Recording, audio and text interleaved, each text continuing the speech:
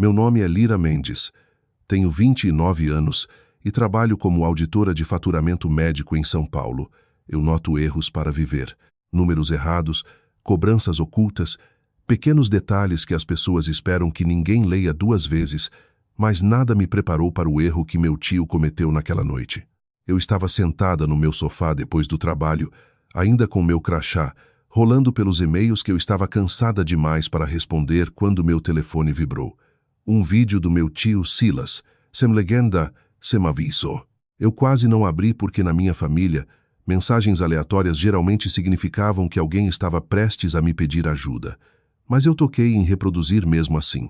A tela estava inclinada para um balcão de cozinha, borrada no início, com risadas ao fundo. Então a voz da minha mãe cortou tão claramente que parecia que ela estava bem ao meu lado. Ela deveria ser grata. Sem esta família, ela não seria nada. Meu peito apertou. Antes que eu pudesse me mover, meu pai riu e disse: "Tudo o que ela serve é para pagar contas mesmo." Mais risadas seguiram. Então alguém acrescentou que eu era muito mole para dizer não.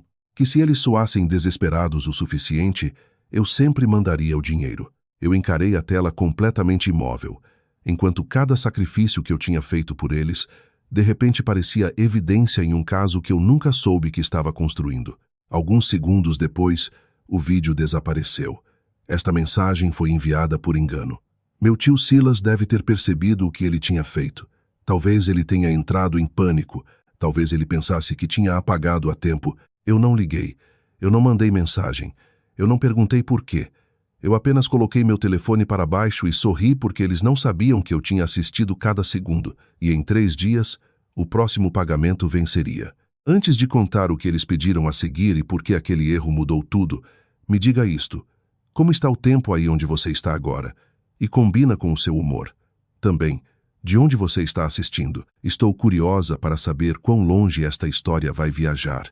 Eu fiquei sentada ali por um bom tempo depois que o vídeo desapareceu, olhando para o fio de mensagens vazio como se meu telefone tivesse se tornado uma cena de crime. A pior parte nem foi o que eles disseram. Foi como soava fácil para eles dizerem aquilo. Não havia hesitação, não havia culpa, não havia risada nervosa como se alguém soubesse que tinha ido longe demais. Eles soavam confortáveis, eles soavam praticados, eles soavam como pessoas que já tinham dito aquelas coisas antes, só que nunca na minha cara. Eu repassei cada segundo na cabeça. A voz da minha mãe, a risada do meu pai, a confiança descuidada do meu tio Silas e aquela única frase que continuava raspando na minha mente. Tudo o que ela serve é para pagar contas mesmo. Por anos, eu pensei que estava sendo uma boa filha, uma boa irmã, uma boa sobrinha. Eu disse a mim mesma que família ajuda um ao outro. Eu disse a mim mesma que eu era sortuda por ter um emprego estável, sortuda por saber gerenciar números, sortuda por ser útil quando as coisas ficavam difíceis. Mas sentada no meu sofá naquela noite, eu percebi que útil tinha se tornado lentamente toda a minha identidade para eles. Eu tinha pago taxas atrasadas na conta da loja da minha mãe quando ela disse que o negócio estava com um mês fraco. Eu tinha coberto os pagamentos de seguro do meu pai depois que ele alegou que um cliente tinha desistido. Eu tinha mandado dinheiro para o meu irmão Dante quando o pagamento do carro dele vencera, mesmo que ele sempre tivesse dinheiro para novos equipamentos do setup de streaming dele. E meu tio Silas, o mesmo homem que tinha acabado de me enviar acidentalmente a verdade, tinha pegado dinheiro emprestado de mim mais de uma vez para o que ele chamava de lacunas temporárias no mercado imobiliário. Temporário tinha virado anos. Emergência tinha virado rotina. Família tinha virado uma conta com o meu nome. Eu me levantei, caminhei até minha pequena cozinha e servi um copo de água. Mas minha mão tremia tanto que um pouco derramou no balcão. Eu queria ficar com raiva e eu estava. Mas por baixo da raiva havia algo mais frio e mais claro. Eu trabalhava com faturamento médico. Meu trabalho inteiro era encontrar os detalhes que alguém esperava que fossem ignorados. Uma cobrança duplicada, um ajuste oculto, um número que não batia com o registro. Naquela noite, eu percebi que toda a minha família tinha me cobrado emocionalmente por uma dívida que eu nunca realmente devia. Eu voltei para o sofá, abri meu laptop e entrei na minha conta bancária. No começo, eu só pretendia olhar os últimos meses. Depois continuei rolando. Transferência atrás de transferência, ajuda com o aluguel da loja, Ajuda com contas de luz, ajuda com pagamento do carro, ajuda com seguro, um presente de aniversário, que não era realmente um presente, porque minha mãe tinha chorado 2 dias antes e dito que precisava de dinheiro para estoque. Eu abri uma nova pasta e nomeei como Pagamentos Familiares Revisão Final. O nome quase me fez rir porque soava como trabalho, e talvez fosse exatamente o que eu precisava. Trabalho tinha regras, trabalho tinha registros, trabalho não me pedia para me destruir e chamar isso de amor. Eu baixei extratos, salvei capturas de tela, pesquisei meus e-mails por palavras como urgente, favor, temporário e por favor. Centenas de mensagens apareceram. Algumas eram doces no começo. Ei, querida, você pode ajudar só desta vez? Algumas eram dramáticas. Eu não sei o que vamos fazer se você disser não. Algumas eram afiadas. Depois de tudo o que fizemos por você, isso nem deveria ser uma pergunta. Eu me recostei na cadeira e senti algo dentro de mim mudar. Eles achavam que eu era mole porque eu nunca tinha dito não. Eles confundiam bondade com fraqueza. Eles confundiam amor com permissão. Eu quase liguei para minha mãe naquele momento. Eu quase exigi uma explicação. Mas então eu imaginei exatamente como seria. Ela choraria. Meu pai ficaria bravo. Meu tio Silas diria que eu entendi errado. Meu irmão Dante me chamaria de dramática e diria para eu parar de agir como vítima. No final, de alguma forma, eu seria a que pediria desculpas por ter me machucado com a verdade. Então eu não fiz nada. Eu deixei eles acreditarem que o vídeo tinha sumido. Eu deixei eles acreditarem que eu não tinha visto. Pela primeira vez na vida, o erro deles era minha vantagem. Eu fechei o laptop por volta da meia-noite, mas mal dormi. Toda vez que fechava os olhos, eu ouvia aquela risada de novo. Ao nascer do sol, eu tinha tomado uma decisão que parecia pequena e enorme ao mesmo tempo. Da próxima vez que eles me pedissem dinheiro, eu não explicaria. Eu não imploraria para eles entenderem. Eu simplesmente diria não. E logo depois das 8 da manhã seguinte, como se eles estivessem esperando meu salário cair, meu telefone vibrou com uma mensagem da minha mãe. Bom dia, querida. Foi assim que a mensagem começou, e por um segundo eu quase ri alto porque era exatamente como todo pedido começava. Não com o pedido em si, nunca com honestidade. Primeiro vinha o calor, depois vinha o anzol. Eu encarei aquelas 3 palavras enquanto estava na minha cozinha, meu café esfriando ao lado. Eu conhecia o ritmo de cor. Bom dia, querida. Espero que você esteja bem. Sentimos sua falta. Depois de açúcar suficiente para fazer ignorar ela parecer cruel, a razão real chegava. Menos de 2 minutos depois, chegou. O pagamento do aluguel da loja vence na sexta e as coisas estão um pouco apertadas. Você pode mandar o valor de sempre hoje ou amanhã. Além disso, o pagamento do carro do Dante está chegando, e seu tio Silas disse que talvez precise de uma pequena ponte até um dos negócios dele fechar. Meu valor de sempre. Ela disse como se eu tivesse assinado um contrato, como se eu tivesse concordado em ser a conta de reserva da família para sempre. Eu coloquei meu café para baixo e reli a mensagem. Aluguel da loja, pagamento do carro, dinheiro ponte do Silas, 3 problemas separados, todos jogados aos meus pés antes mesmo de eu sair para o trabalho. No passado, minha resposta teria sido automática. Claro, quanto? Eu posso mandar uma parte agora e outra na sexta. Eu teria pedido desculpas por precisar checar meu saldo como se meu próprio aluguel, compras, poupança e futuro fossem interrupções rudes. Naquela manhã, eu digitei 3 respostas diferentes e apaguei todas. A primeira era brava demais. A segunda era longa demais. A terceira soava como se eu ainda estivesse pedindo permissão para ter um limite. Finalmente eu escrevi: não posso ajudar este mês. Estou focando na minha própria segurança financeira e poupança. Eu encarei a frase por quase 1 minuto inteiro. Meu polegar pairou sobre enviar. Meu coração batia tão forte que parecia ridículo, como se eu estivesse prestes a pular de um avião em vez de mandar uma mensagem comum. Então eu apertei. Por alguns segundos, nada aconteceu. O silêncio pareceu irreal. Eu peguei meu café, dei um gole, e então meu telefone começou a vibrar. Minha mãe respondeu primeiro. O que você quer dizer com não pode ajudar este mês? Eu preciso que você seja séria, Lira. Depois meu pai. Esta família sempre se uniu. Não comece a agir diferente agora. Depois Dante, então eu devo perder meu carro porque você de repente quer brincar de rica e independente. Eu fiquei ali na minha cozinha lendo cada mensagem conforme chegava. E o que me acertou não foi a raiva deles, foi a ausência de preocupação. Nenhum deles perguntou se eu tinha perdido o emprego. Nenhum perguntou se eu estava doente, atrasada no aluguel, afundada em dívidas ou assustada.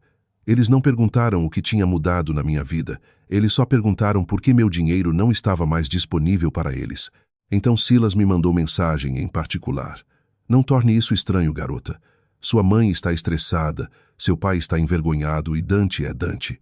Todos sabemos que você é boa para isso. Só manda o que puder e a gente resolve o resto depois. Garota, boa para isso. Resolver depois. Eu li a mensagem dele 2 vezes e meu estômago se contorceu. Não de culpa desta vez, mas de reconhecimento. Ele também não me via como uma pessoa. Ele me via como crédito disponível. Eu respondi só uma vez. Não estou mais disponível como reserva financeira. O grupo da família explodiu depois disso.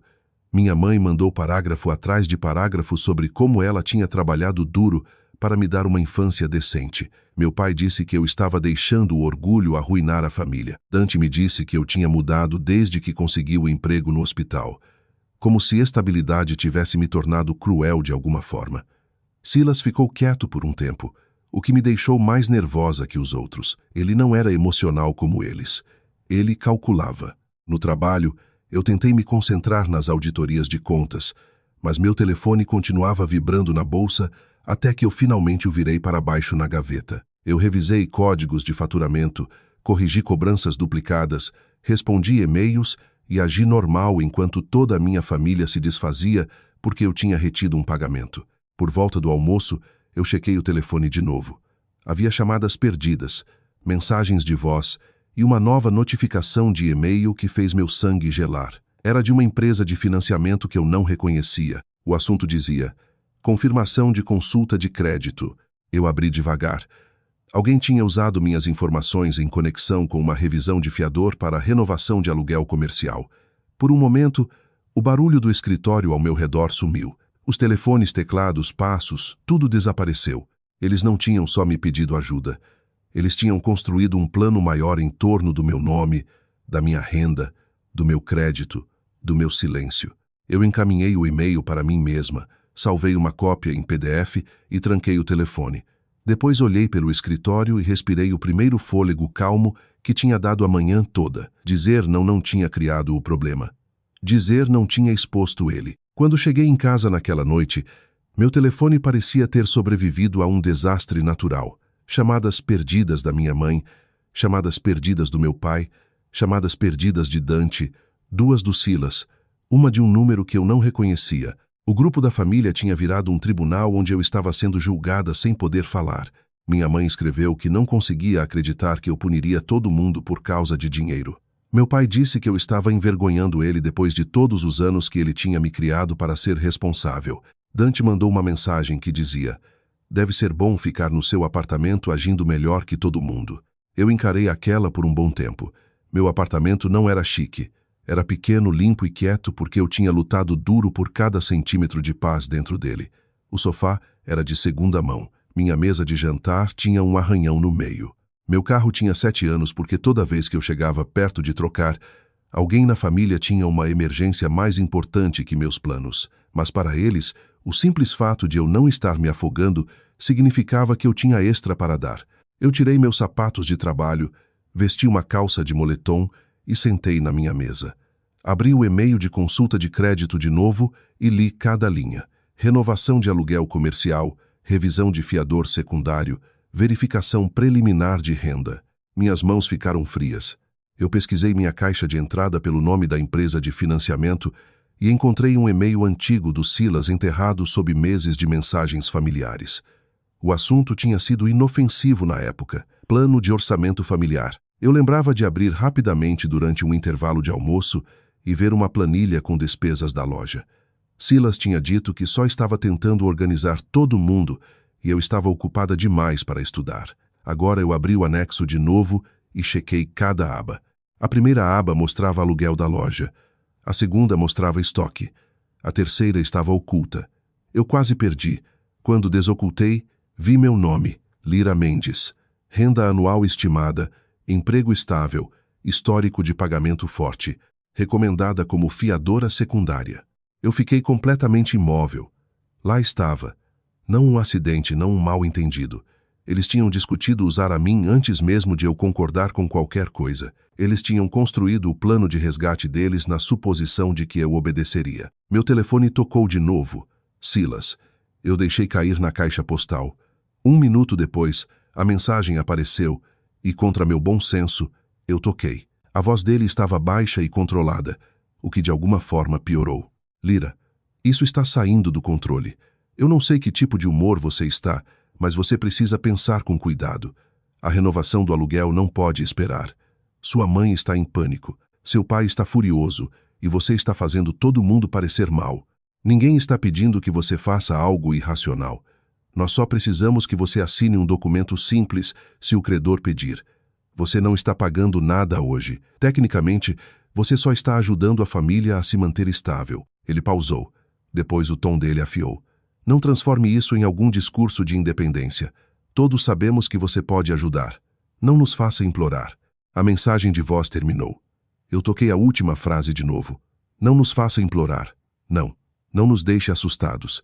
Não. Você está bem? Não. Desculpe. Só não nos faça implorar. Foi quando o último pedaço de culpa dentro de mim quebrou. Eu liguei para Mira Torres, minha colega de trabalho mais próxima e provavelmente a pessoa mais equilibrada que eu conhecia. Eu não contei tudo, só o suficiente. Eu disse que minha família talvez estivesse tentando usar minhas informações para um documento financeiro que eu nunca concordei em assinar. Ela ficou em silêncio por um segundo, depois disse: Lira, congele seu crédito hoje à noite. Coloque tudo por escrito. Não discuta isso por telefone. Se eles usarem seu nome, você precisa de um registro mostrando que você recusou permissão. Ouvir alguém de fora da minha família dizer aquilo de forma tão clara me fez sentir menos louca. Depois que desligamos, eu congelei meu crédito nos 3 bureaus. Mudei senhas. Salvei a mensagem de voz. Imprimi a planilha oculta em PDF. Depois escrevi um e-mail curto e claro, endereçado à minha mãe, ao meu pai, ao Silas e ao Dante.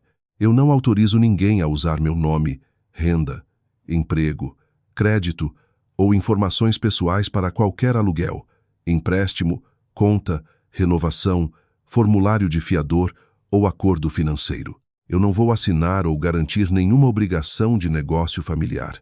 Toda a comunicação sobre isso deve ser por escrito. Eu li 3 vezes antes de enviar. Meu dedo não tremeu desta vez. 5 minutos depois, Silas mandou: O que você fez? Eu encarei aquelas 4 palavras e, pela primeira vez o dia todo, sorri porque agora eu sabia com certeza que eles tinham tentado. E eu tinha parado eles antes que terminassem. A batida veio logo depois das 7 da noite seguinte. Eu sabia que não era um vizinho. Era forte demais, impaciente demais, familiar demais. Eu fiquei no corredor do meu apartamento por um momento, ouvindo acontecer de novo. 3 batidas afiadas contra a porta, como se quem estivesse do lado de fora acreditasse que tinha direito de ser atendido. Quando olhei pelo olho mágico, vi Dante. O moletom dele estava amassado, o cabelo bagunçado, o maxilar apertado com o tipo de raiva que as pessoas usam quando estão apavoradas por baixo. Por um segundo eu considerei fingir que não estava em casa. Depois lembrei do vídeo. As risadas, a planilha oculta, a consulta de crédito. Eu abri a porta, mas mantive a corrente. Dante encarou a corrente como se eu tivesse insultado ele pessoalmente. Sério, Lira, você está com medo de mim agora? Eu disse: Estou cuidadosa agora. Há uma diferença. O rosto dele se contorceu. Você está falando sério? Mamãe chorou o dia todo. Papai nem fala com ninguém. Silas disse que você congelou seu crédito e agora o negócio do aluguel está ferrado. Você entende o que está fazendo com esta família? Eu olhei para meu irmão. Olhei de verdade. Ele tinha 25 anos. Velho o suficiente para trabalhar em tempo integral. Velho o suficiente para entender contas. Velho o suficiente para saber que a vida dele não deveria depender do salário da irmã. Mas ele me olhava como se eu tivesse roubado algo dele só por guardar o que era meu. Eu perguntei: Você quer dizer o que estou fazendo com a família? Ou o que eu não estou mais deixando a família fazer comigo? Ele bufou. Ah, lá vamos nós. O discurso de vítima. Eu fechei os olhos por meio segundo e senti algo se acomodar em mim. 1 ano atrás, aquele tom teria funcionado. Teria me feito entrar em pânico. Teria me feito suavizar a voz, destravar a porta, oferecer café, oferecer conforto, oferecer dinheiro. Não mais, eu disse. Eu vi o vídeo. Dante ficou imóvel. Foi rápido, mas eu vi. A raiva escorregou por um batimento cardíaco e algo mais cruzou o rosto dele. Medo. Depois ele riu alto demais. Que vídeo? Eu inclinei a cabeça. O que o Silas me mandou. O que ele apagou. O que todo mundo riu enquanto a mamãe disse: ela deveria ser grata porque sem esta família ela não seria nada. O que o papai disse: tudo o que ela serve é pagar contas. O que alguém disse: ela é muito mole para dizer não. Dante olhou para o lado. Não era sério. As pessoas dizem coisas quando estão estressadas. Você não era para ter ouvido. As palavras caíram como uma confissão. Eu não era para ter ouvido. Não, eles não queriam dizer. Não, eu sinto muito. Só que eu nunca era para saber. Eu tirei a corrente, mas não saí do caminho. Eu queria que ele visse meu rosto claramente quando eu dissesse: você tem razão. Eu não era para ter ouvido. Eu era para continuar pagando. Eu era para continuar acreditando que toda emergência era real. Todo obrigado era sincero. Toda culpa era amor. Ele cerrou os punhos. Ninguém te forçou. Você ofereceu. Eu ri uma vez. Quieta. Aquela era o tipo de frase que só podia vir de alguém que nunca teve culpa enrolada na garganta pelas pessoas que amava. Antes que eu pudesse responder, meu telefone tocou. Silas. Dante olhou para ele e disse: atende ele. Eu atendi, mas coloquei no viva voz. A voz do Silas veio apertada e irritada. Lira, chega. Nós precisamos conversar como adultos. Eu disse: ótimo. Então converse como um. Houve uma pausa. Os olhos de Dante se arregalaram. Silas limpou a garganta. Congelar seu crédito foi desnecessário. Ninguém estava roubando de você. Nós estávamos tentando manter a loja viva. Sua mãe colocou tudo naquele lugar. Seu pai está sob pressão. Dante precisa de estabilidade. Você tem o melhor emprego e o melhor crédito. Fazia sentido. Eu disse que fazia sentido usar a mim sem perguntar. Ele estalou. Não distorça isso. Nós íamos explicar quando o momento fosse certo. Eu olhei direto para Dante enquanto respondia.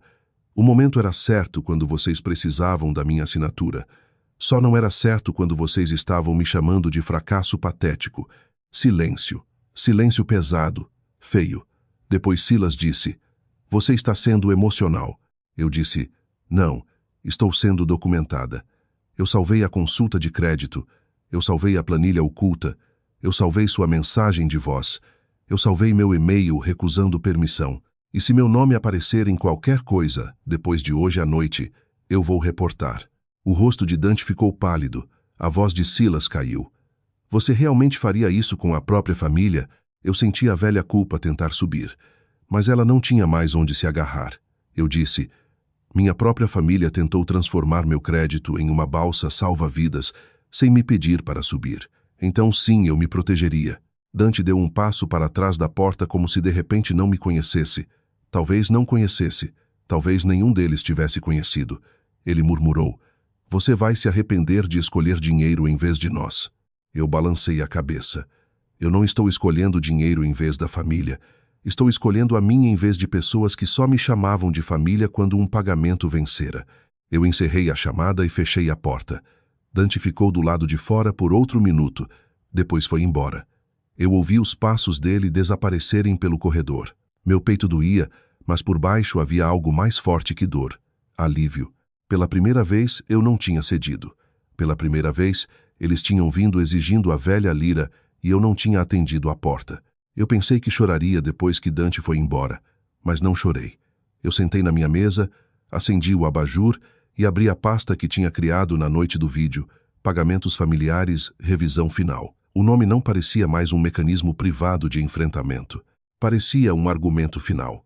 Se minha família quisesse me chamar de egoísta, ingrata, dramática e emocional, então eu responderia na única linguagem que eles não podiam distorcer. Registros. Eu comecei com transferências bancárias, 4 anos delas. Pagamentos para minha mãe rotulados aluguel da loja, estoque, mês fraco, emergência. Por favor, ajude.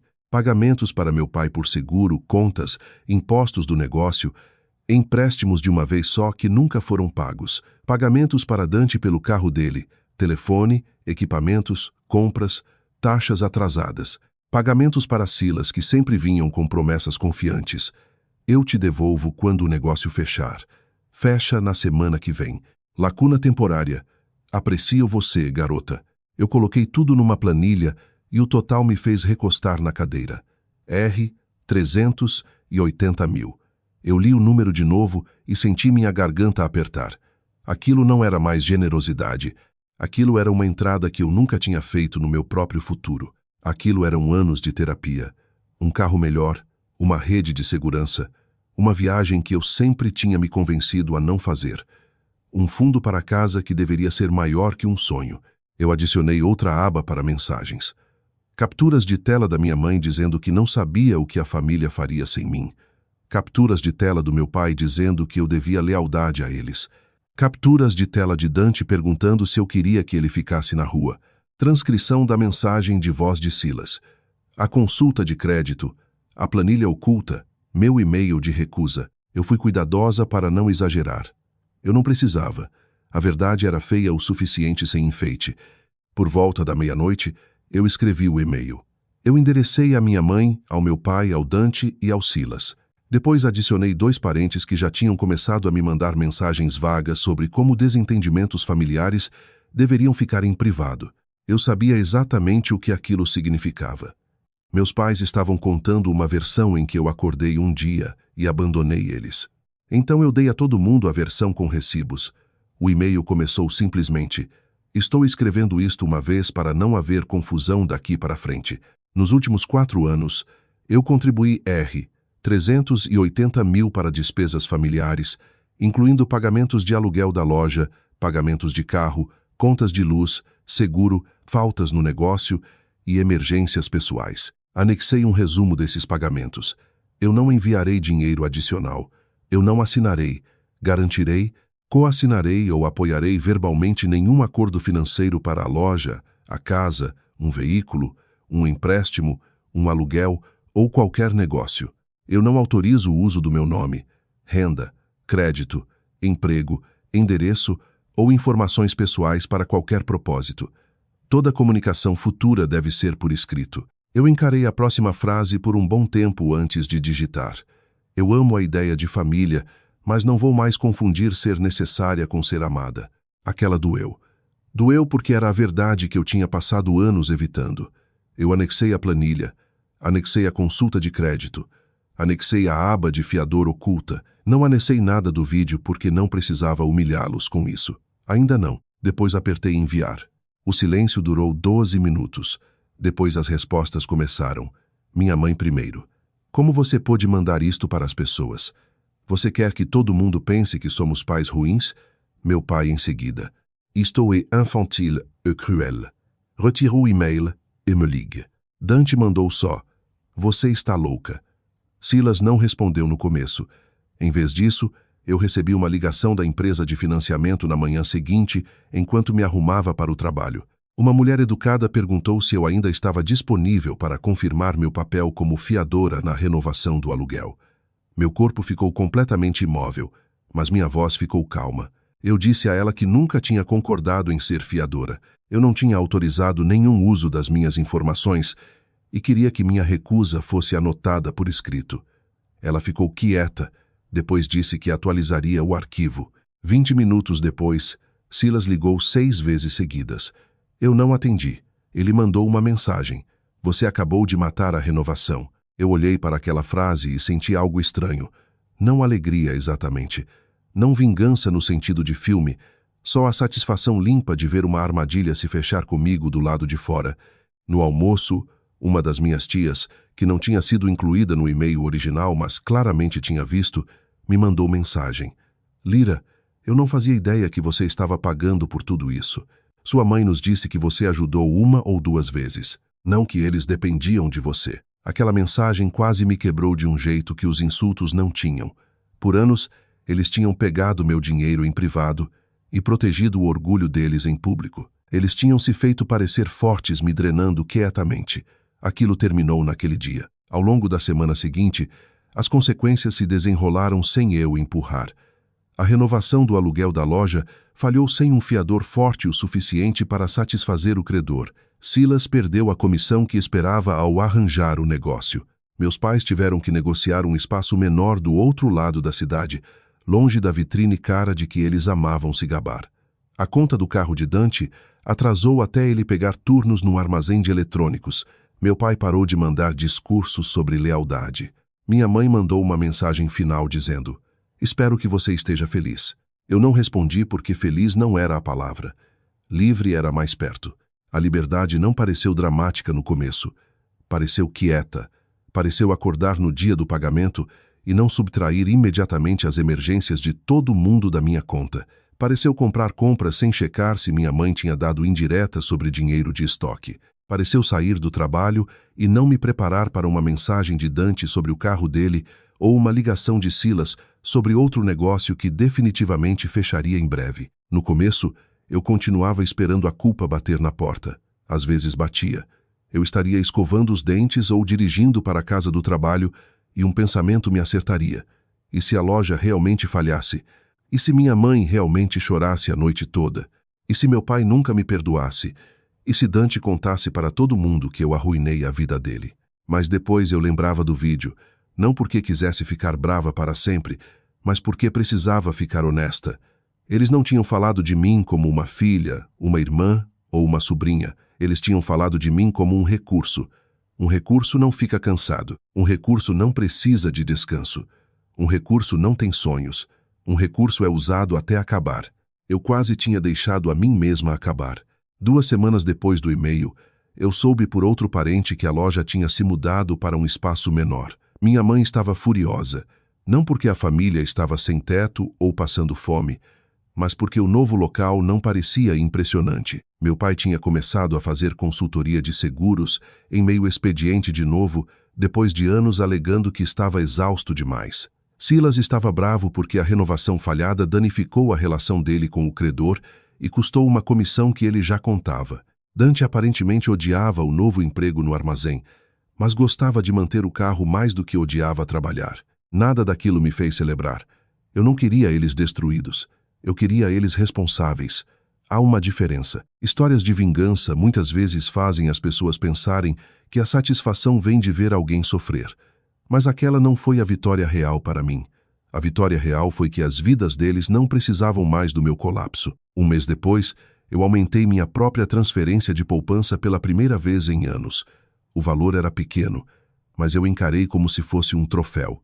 Eu reservei uma viagem de fim de semana para Paraty, nada extravagante, só 2 noites perto da água porque eu sempre quis ir a algum lugar sem carregar uma crise familiar na mala. Eu também comecei terapia. A primeira vez que minha terapeuta me perguntou o que eu queria fora de ser útil, eu não soube responder. Aquilo me assustou mais que o vídeo. Mostrou o quanto eu tinha sido treinada a medir meu valor pelo que eu podia fornecer. Devagar, eu aprendi que amor não deve exigir prova todo o ciclo de faturamento. Eu aprendi que um limite não é uma punição, é uma porta com uma fechadura. E pessoas saudáveis não ficam bravas porque você a usa.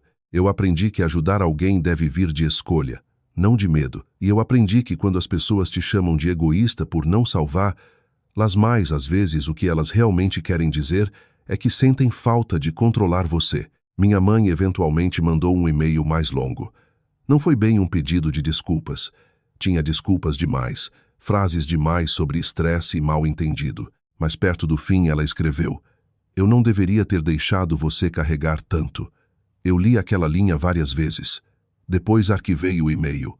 Eu não estava pronta para responder, e pela primeira vez, eu não me forcei a deixar alguém confortável. Meu pai nunca pediu desculpas. Silas nunca admitiu o que tentou fazer. Dante mandou uma mensagem meses depois dizendo que o emprego dele era estúpido, mas ele achava que entendia contas agora. Aquilo foi o mais próximo de crescimento que eu vi dele. E talvez fosse o suficiente por enquanto. Quanto a mim, eu continuei construindo. Meu crédito ficou protegido. Minha poupança cresceu. Meu apartamento ficou pacífico de novo. Eu parei de me encolher quando meu telefone vibrava. Eu parei de me chamar de filha ruim por querer uma vida que pertencia a mim. A lição mais importante que eu aprendi é uma que eu gostaria que alguém tivesse me ensinado antes. O amor familiar nunca deve ser construído no sacrifício sem fim de uma pessoa. Se o apoio só flui em uma direção, não é mais apoio. É dependência vestida de lealdade. Se alguém só te valoriza quando você está pagando, consertando, resgatando ou perdoando, eles não amam seu coração. Eles amam seu acesso. Sair daquilo não te torna cruel. Significa que você finalmente entende que seu futuro também importa. No fim, o erro do meu tio Silas fez mais que expor o que minha família pensava de mim. Expor o que eu tinha esquecido sobre mim mesma. Eu não era patética. Eu não era nada sem eles. Eu era a pessoa que continuava aparecendo, continuava sobrevivendo, continuava dando e finalmente aprendeu quando parar. E a melhor vingança não foi ver eles lutarem. Foi me recusar a me abandonar de novo. Nossa equipe no Revenge Broken Trust está trabalhando duro para criar roteiros significativos, emocionais e bem elaborados que deixam os espectadores com algo valioso para lembrar. Esta é uma história fictícia criada para fins de entretenimento e educacionais, com o objetivo de compartilhar lições de vida úteis através de uma narrativa poderosa. Como você lidaria com os vilões desta história se estivesse no lugar de Lyra? Você concorda com a forma como ela se protegeu quietamente e seguiu em frente? Ou acha que ela deveria ter confrontado eles de forma mais direta?